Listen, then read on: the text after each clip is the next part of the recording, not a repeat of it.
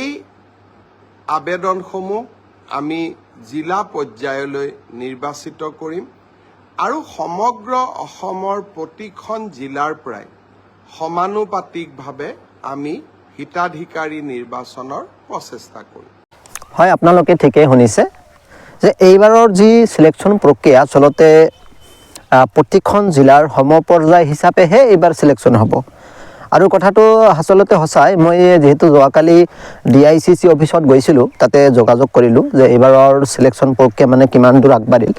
মানে যিহেতু বহুত দিনৰ পৰা এই যিবিলাক কেণ্ডিডেটে অপেক্ষা কৰি আছে, তেওঁলোকে যিহেতু মোক সুধি আছে যে দাদা বহুত দিনৰ পৰা আপোনাৰ ভিডিঅ' চোৱা নাই বা আপুনি তেনেকুৱা কোনো ধৰণৰ আপডেট দিয়া নাই।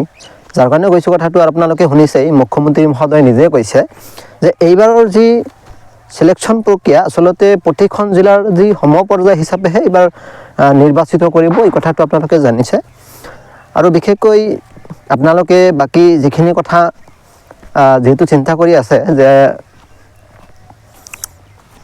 এতিয়া আপোনালোকে চিন্তা কৰি আছে যে মানে আমি ইয়াতে নিৰ্বাচিত হ'লে আমি কেনেকৈ গম পাম যে আচলতে আমি ইয়াতে নিৰ্বাচিত হৈছোঁ, বা বহুত দিনৰ পৰা আপোনালোকে তেনেকুৱা কোনো ধৰণৰ মেছেজো পোৱা নাই যে আমি ইয়াতে সিলেকশ্যন হৈছোঁ নে ৰিজেক্ট হ'লোঁ, তেনেকুৱা কোনো কথা যিহেতু আমি গম নাপালোঁ। সেইকাৰণে কৈছোঁ যে আপোনালোকে যদি ইয়াতে নিৰ্বাচিত হয় তেনেহ'লে আপোনালোকে ইমেইল বা আপোনালোকে মেছেজ যোগে আপোনালোকে তেনেকুৱা ধৰণৰ মই দেখুৱাই দিম। ইয়াতে আপোনালোকে চাব, ইয়াতে নিশ্চয় ইয়াতে চাই আছে আপোনালোকে যে তেনেকুৱা ধৰণৰ মেছেজ পাব যে আপুনি ইয়াতে নিৰ্বাচিত হৈছে আৰু আপোনালোকৰ 3 দিনৰ কাৰণে ট্ৰেইনিং হ'ব, আৰু এই ট্ৰেইনিংটো কৰাৰ পিছত আপোনালোকে এই পইচাখিনি লৈ আপোনালোকে আপোনাৰ কামখিনি কৰিব পাৰিব। তো ইয়াতে আপোনালোকে মেছেজ যোগে পাব যে আপুনি এই আঁচনিটোৰ কাৰণে আপুনি সিলেকশ্যন হৈছে আৰু আপুনি এই পইচাখিনি ইয়াতে যেহেতু আপোনালোকে জানে যে মুখ্যমন্ত্ৰী মহোদয়ে পইচাখিনি কেনেকৈ দিব কথাটো জানে, আপোনালোকে কৈছে।